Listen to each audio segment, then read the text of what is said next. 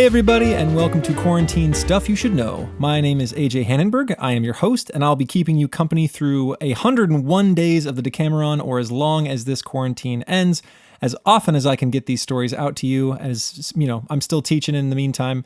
Usually, I am part of a Triune podcast called Classical Stuff You Should Know. Triune is three dudes, three guys. We are all teachers at a place called Veritas Academy in Austin, Texas, and we like classical things, and we try to bring them to you. Deprived of my two counterparts, I thought I would take you through some stories while you are stuck at home, and I am stuck at home and give myself something to do besides stare at a screen at kids. This is day one, story one, so it might be a little rough. I'm still learning. I'm getting there, so please have grace on a lowly storyteller. So the first storyteller, if you think back to last week, we ended with one gentleman of the 10 folks who were sheltering from the Black Death. He was going to tell a story, and this is the story that he told. So there once was a guy named Muschiato Franzenzi, and Muschiato Franzenzi was supposed to move to Tuscany with Lord Charles Santerre.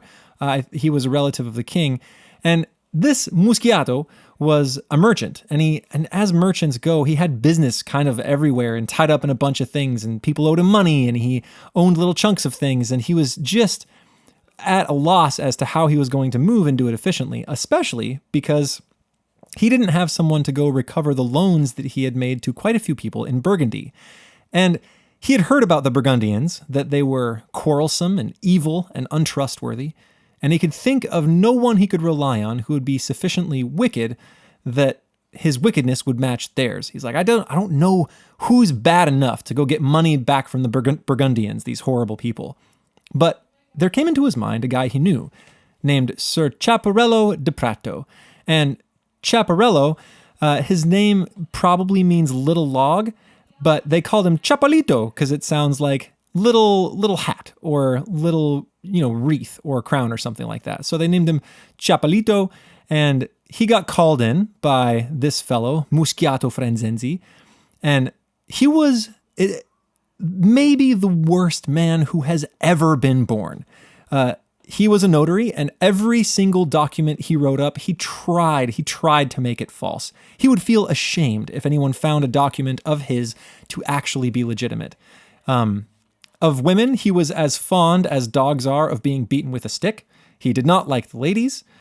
He would run instantly to any type of evil there was to do. He found himself personally wounding and maiming and killing people. He would steal.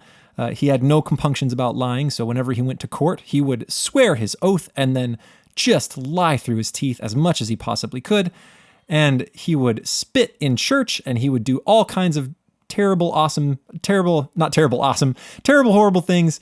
And he was just widely regarded as one of the worst men who ever lived. Now, Muschiato Franzenzi, the merchant, would kind of keep him out of trouble. He would protect him from individuals with whom he was involved, and he would also protect him in court. And at the moment, Chapalito was unemployed. He didn't really have anything to do. And so Muschiato thought, this is the guy that I can send to get all the money back from the Burgundians.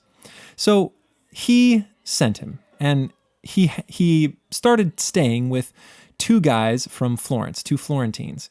And a little while after being there, and these Florentines, by the way, were usurers, which if you've listened to one of our previous podcasts, you know that means they lend money at interest, which now is kind of the foundation for our financial system, but then was widely regarded as a dirty, almost sinful practice. So he stays with these two usurers, and when he's there, he becomes sick. And the two usurers are kind of in a bind because they can't kick him out, because since arriving in Burgundy, Ser Chaparello, or Chapalito, if you want, however you want to call him, has actually been a pretty nice guy. He has been kind of saving up all of his wrath for the end, and he's been going and collecting money and generally being nice to everyone. Not overly nice, mind you, but a decent fellow. And so no one really knows that he's evil. And he's fallen deathly ill, and he's getting worse by the day. And so they converse, these two Florentines, with each other and say, what are we going to do with this guy? If we kick him out, we'll seem heartless because we've just kicked out a guy who generally has been nice to everyone and now is on his deathbed, and it will just look terribly insensitive. If we keep him and let him get confession, there's no way that the priest will absolve him. If he hears any of the sins of this guy, it's just going to go totally south. And then we'll have to chuck him out of the house. He won't be buried and he'll be put in a hole just like usual. And if we don't confess him, no church will take him. He won't get buried and we'll have to toss him in a hole anyway. And so however we swing it, all the people around are going to know that we either booted a sick guy from our apartment or we took a dead guy and sort of buried him in a hole, and then they're going to get mad at us because we're usurers and they're going to take our money and maybe our lives. What are we going to do with this sick man? Now, we all know, obviously, that sick people have really good hearing. And so this horrible, horrible notary was laying in his deathbed, and he heard these two Florentines talking. And so he called them in and he said, "Gentlemen, I know you're in a pickle, and I know I've put you there, but I think we can get away with this. So, I mean, look, I've been lying my whole life. A few more lies at the end of my life aren't going to really make any difference. It's not like I'm saving myself now. God's not going to take me one way or the other. So go and get the holiest priest you can, right? Go find the guy, the holy guy, and have him be the one to come confess me. And I think it'll all work out in our favor, right? You guys will be fine. I'll get confession and everything will work out okay. Sound good?" And the fellows were like, "Fine, with the best shot we got." So they go and they get an elderly friar, a grand master of the scriptures, who lived holy and he was venerable all around the town, and he had a special devotion. And so they took him home with them to Chapelito to confess him. Now, the Chapelito says, "Priest, father, I usually go to confession every week, not counting the times when I go more than that. But unfortunately, since I've been sick, I haven't had to confess at all. So good heavens, it's been more than a week since I've been to confession." And the father says, "Oh, well, that's not so much of a thing. That's not a huge problem. Just tell me what you've done between your last confession and now." And Chapelito says, "Oh, no, priest, I can't. I have to tell you everything. As long as I can remember, I wanted to make a general confession of all the sins, all the horrible things that I've done in my life, starting at birth and coming right down to the present," which I'm sure to the priest sounded like quite the long sit down. But considering he'd been to confession every week, maybe it wasn't that many things, right? And so he says, "Okay, all right, I'll confess you. So I'll ask you some questions. First, have you committed the sin of lust?" And Chapelito says, "Oh, no, father.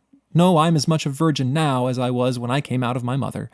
And, come to think of it, did I just commit the sin of pride telling you this? That I am yet a virgin and have not committed the sin of lust? Oh, I hope that's not prideful." And the priest says, "Oh, no, that's not prideful. You're okay. It's impressive, though, because we men of the holy orders sometimes have trouble with lust." And he says, "Oh, I understand, but I never have." He says, "Oh, good, okay.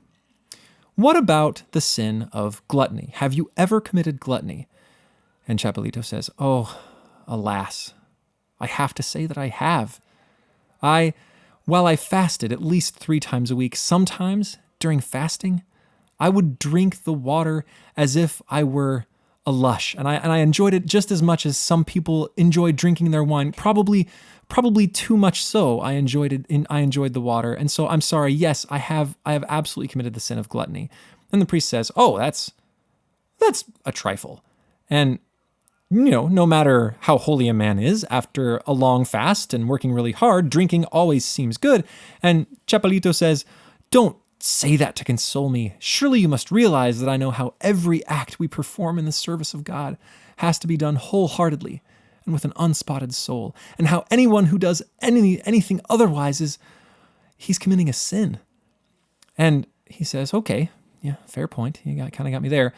What about the sin of avarice? Have you been greedy?"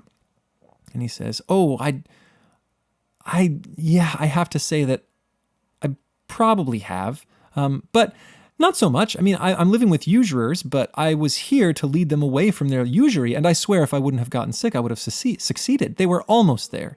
And when I was young, I gave away my dad's fortune to charity. And then, to provide for myself and so that I could serve the poor, I became a merchant, and I have to say, yes, I tried to make money, but I have always split it 50-50, myself and the poor. 50% goes to the poor and 50 to just, keep me going." He's like, "Oh, well, that's very, I would even call that pious. That's impressive." And I don't think that's anything to get to get in a bind about. And he says, okay, that's fine. What about, have you committed the sin of wrath, Chapelito? And he says, well, yes, I have. I always get really mad when people break God's commandments, when they swear and when they go to taverns instead of going to church, and when they're cruel to each other, and when they lie. Yes, I've absolutely felt anger. And he says, well, my son, that's righteous anger, and I'm sure that that's totally okay. You don't have to feel bad about that. What about, have you bared false witness? Have you ever spoken ill of others? And he says, yes, Father. Yes, I have. I have committed that sin. One time, I spoke ill of a neighbor who beat his wife very often, and I criticized him to his wife's family. I have to say that I did. And he says, well, that was probably done well, and if not, it's a trifle. What about stealing? You ever steal as a merchant? You ever take from any customers what you shouldn't have taken? And he says, oh, by gosh, I have. I don't know who he was, but he brought me money he owed me for some fabric that I sold him, and I put it in the box without counting, and a month later I found that he had given me more than I deserved. There were 4 extra pennies in the box, and so I swore I would find him, so I kept the pennies. I kept them for a year, but he never came back, and so I gave them away to charity. I'm sorry, Father. And the father says, oh, I'm sure that's okay. It's just a trifle. He says, but Father, there are a sin or 2 more that I haven't told you about that I've committed. He says, oh, okay. You better tell me about them. That sounds grave. And he says, once I had my servants sweep the house in the afternoon during the Sabbath. And the priest says, oh, that's a trifle. Sweeping the house. And he says, no, priest, it's not a trifle. Seeing that on just such a day, our Savior came back to life from the dead. Furthermore, Father, one time, without thinking, I spat on the floor in the house of God. And the priest says, oh, that's totally all right. We men of the cloth spit there all the time. And he says, then what you're doing is vile. It should be as clean as the temple we offer to God. And then he committed he confessed a few more sins like this, and then eventually he burst into absolute tears. And he wailed for a while, and then the father finally got through the tears and said, what's wrong, Chapelito? What's going on? And he says, alas, there's still one sin I have never confessed. Every time I think of it, I weep. And then he wept a while longer, and he couldn't believe he could be forgiven. And the priest said, look, if all the sins that have ever been committed in the world were all stacked up in one man, even so that man could be forgiven. And judging by your life, I don't think this one is really going to do it. And he says, priest, I hate to think of it, but once when I was young, I cursed my mama. I cursed her, the woman who held me 100 times, and she fed me and she cared for me. I cursed her as if I didn't care a thing for her. And he says, okay, you're absolved, son. Would you like to be buried in our monastery? And blinking through the tears, Chapelito said, yes, please, I would. That sounds great. I've always been very devout to your order. And have them send me the body that's consecrated on the altar every morning so I can take communion. And give me extreme unction, so that even if I have not lived a Christian, I may die a Christian. And the father said, it will be done, my son. And so he left, and it was done. They sent him the communion, and they gave him extreme unction and blessed him for death. And then he passed. Now, the old priest was left thinking so much about the story that he just heard about the confession that he went and he talked to his brothers. And he said, brothers, there's a holy man down there, and I think that he deserves our utmost care. So here's what we ought to do. Once the body, once he's dead, what I want you guys to do is go down there and carry him back. And so that evening, all of the priests got together and with candles and in the greatest reverence came down and carried the body to the monastery themselves. And so he buried it ceremoniously. And by now, some stories had gotten out from the friars about how good this man had been. And all the while, mind you, the usurers had been in the other room, and they just could not help. They could barely contain themselves from laughter when they heard the things this man was saying. But they said, hey, maybe he actually did confess at the last moment, and who knows? Maybe it worked out. But, well, at least he's out of our hair. And so he was buried in the monastery, and that next morning, the old priest gave such a moving sermon to the townspeople. He told them all about Chapeleto's charity and about his life and the works he had done, and he used it as an opportunity to chastised the people for the horrible things that they were doing. He said, every time you trip over a blade of grass, you curse and you blaspheme and you say horrible things to the saints, and I'm disgusted with you. And so the people left with an idea of reverence for this Chapelletto.